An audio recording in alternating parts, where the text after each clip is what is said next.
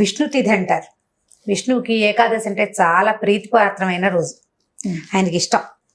అయితే మనకి నెలకు 2 వస్తాయి కదా, సంవత్సరానికి 24 సాధారణంగా. అక్కడి నుంచి ఎప్పుడైనా అధిక మాసాలు అవి వస్తే ఒక 2 పెరుగుతాయి. అధికాషాఢాలు, అధిక శ్రావణాలు, అధిక జ్యేష్ఠాలు అలా కనపడుతుంటాయి అప్పుడప్పుడు. అప్పుడు ఇంకో 2 పెరుగుతాయి అనుకోండి. ప్రతి ఏకాదశికి ఇంచుమించుగా ఒక పేరుంది ప్రతి మాసంలోనూ ప్రత్యేకంగా. ఇప్పుడు రేపు రాబోతున్నటువంటి పుష్యమాసంలో అంటే ధనుర్మాసంలో రాబోయే ఏకాదశిని మనం వైకుంఠ ఏకాదశి అని, ముక్కోటి ఏకాదశి అని చెప్తాం. ముక్కోటే అదే పేరు చెప్తూ ఉంటాం. అయితే ఏకాదశి నాడు సాధారణంగా ఉపవాసం ఉండాలని, జాగరణ చేయాలని చెప్తారు పెద్దవాళ్ళు. దీనికి పూర్వ కథ సాధారణ సింపుల్ కథే, పెద్ద విచిత్రమైన విశేషమైన కథ ఏం కాదు. ప్రతి ఏకాదశి నాడు ఈ కథ తలుచుకుంటూ ఉంటాం. విష్ణుమూర్తి ముర అనే ఒక రాక్షసుడితోటి యుద్ధం చేశారు. అండ్ మన మురారి పేరు వింటుంటాం చూడండి. ఈ మురారి అంటే ముర అనే అసురుని యొక్క శత్రువు విష్ణువు అనమాట. ఈ ముర ఏం చేశాడట, ఈ యుద్ధం జరుగుతుండగా ఈయన అతన్ని జయించే మార్గాన్ని నిర్దేశిస్తూ ఆలోచించుతూ ఒక గుహలోకి ప్రవేశించారు. ప్రవేశిస్తే ఆయన ఒక క్షణం అక్కడ నిద్రించారు. ఒక క్షణం ఈ ముర లోపలికి వచ్చి ఆయన్ని మీద పడబోయాడు. నిద్రిస్తున్న వాళ్ళ మీద పడకూడదు మామూలుగా యుద్ధానికి, యుద్ధ లక్షణం, యుద్ధ పద్ధతి. కానీ రాక్షసులకి యుద్ధ నియమాలు ఏమి ఉండవు. మీదకి వచ్చేసారు కదా, వీరు విష్ణువులోంచి నిద్రిస్తున్న అంటే ఎంత కన్ను మూసారు అంతే, ఆయనలోంచి ఒక శక్తి బయటకు వచ్చి ఈ మురని సంహరించింది. విష్ణువే, ఆయన శక్తే ఒక రూపంలో వచ్చింది. ఆ వచ్చిన రూపానికి ఏకాదశి అని పేరిటారు. ఓహో, విష్ణు శక్తి ఆయనకి అత్యంత ప్రీతిపాత్రమైనది. ఆ విష్ణువు యొక్క శక్తి ఈ ఏకాదశిలో నిబిడీకృతమై ఉంటుందని చెప్తారు.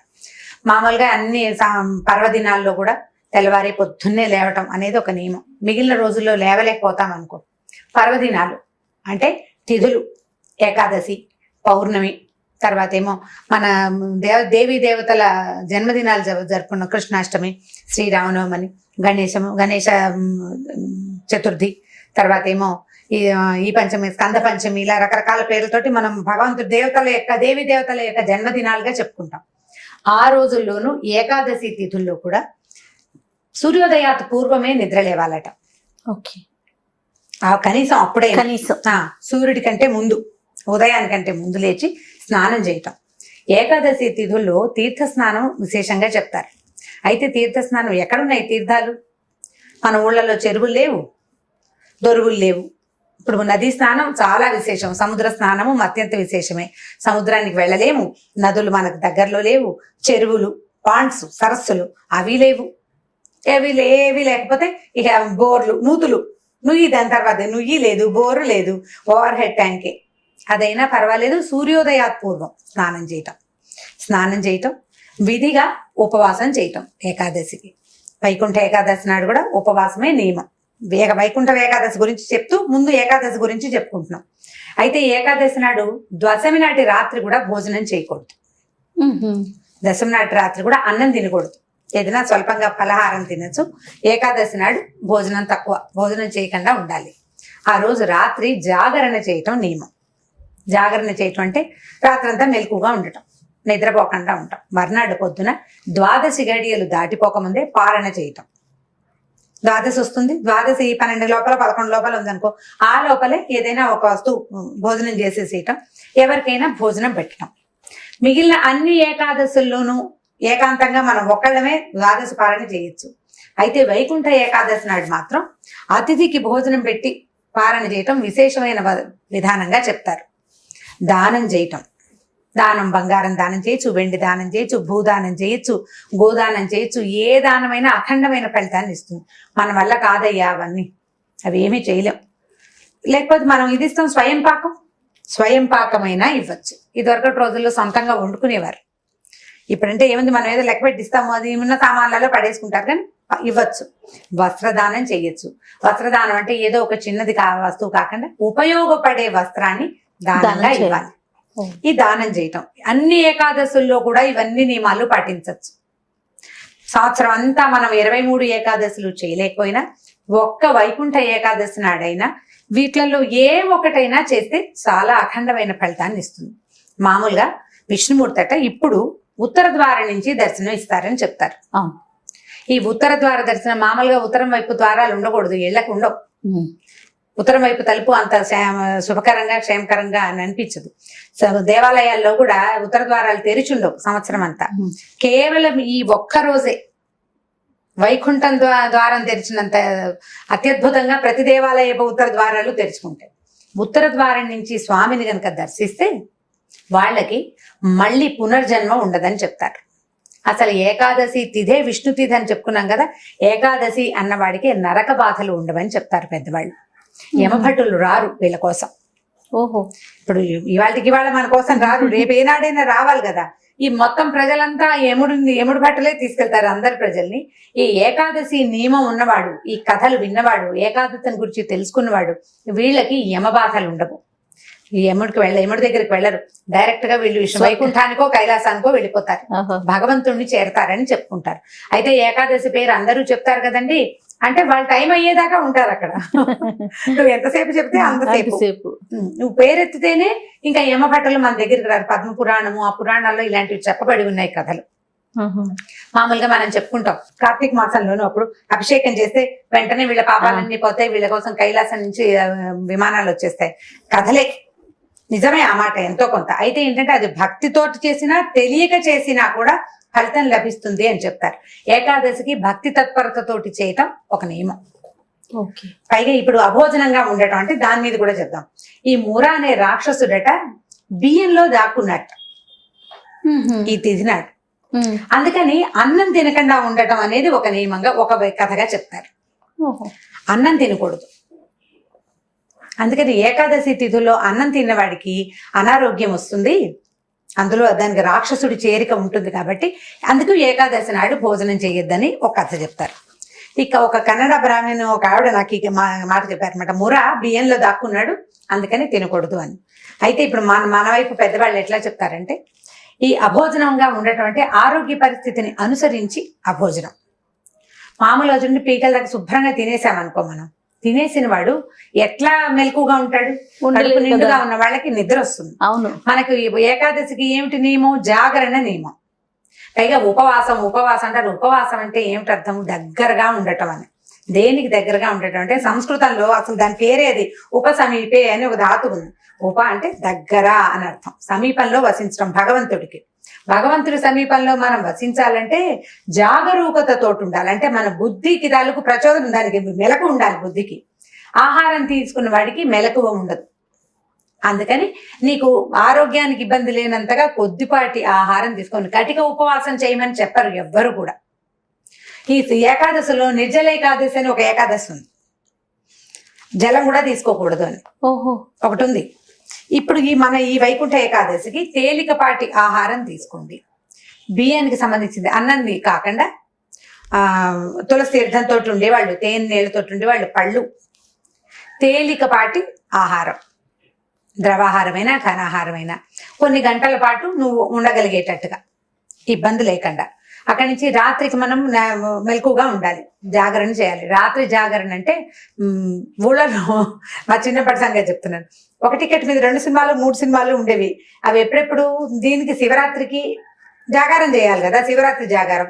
వైకుంఠ ఏకాదశికి జాగారం అని సినిమా చూస్తూ ఉండటమే. రోడ్ల మీద కూడా ఈ తెరలు కట్టి సినిమాలు వేస్తూ ఉండేవాళ్ళు. సినిమాతోటి కనుక నువ్వు జాగారం చేస్తే పెద్దగా ఉపయోగం ఏమీ లేదు. అలా కాకుండా భక్తిపూర్వక సినిమాలు చూస్తే పర్వాలేదు. ఏమో అది కొత్తలో కొంత నయం. అందులో కూడా రకరకాల డ్యాన్సులు పాటలు ఉంటాయి కదా, జోకులు చాలా ఉంటాయి. అలా కాకుండా ఒక భజన, ఓ 10 మంది కలిసి ఒక చోట హరినామస్మరణో శివనామస్మరణో చేయటం, లేదా ఎవరైనా పెద్దవాళ్ళ తాలూకు ప్రవచనాలు వింటాం. అట్లాంటి జాగారం కనుక చేస్తే తొలికోడు కూసేదాకా. తర్వాత ఇందులో ఇంకొక నియమం ఏంటంటే ద్వాదశి నాడు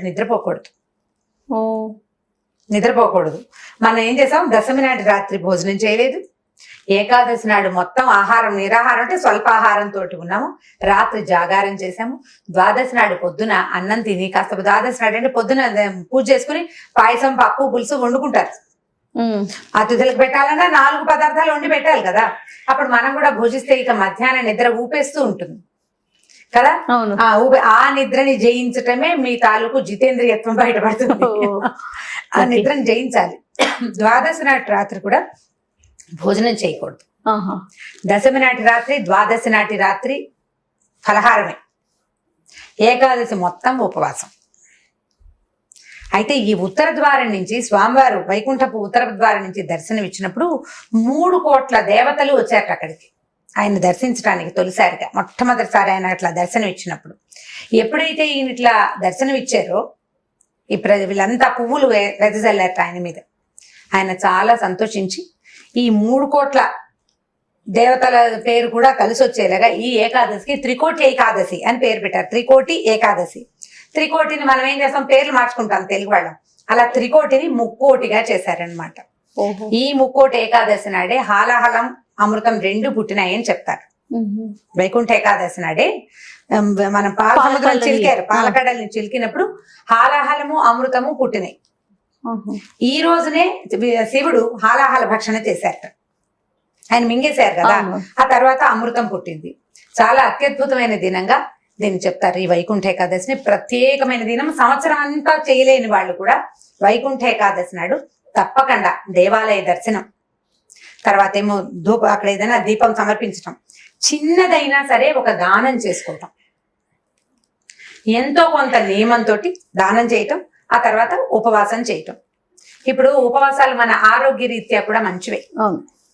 తేలికపాటి ఆహారం తీసుకుంటే చక్కగా జఠరం బాగుంటుంది పొట్టకి. ఇప్పుడు నెలలో 2 ఏకాదశులు వస్తాయి, అమావాస్య పౌర్ణమి వస్తాయి కదా.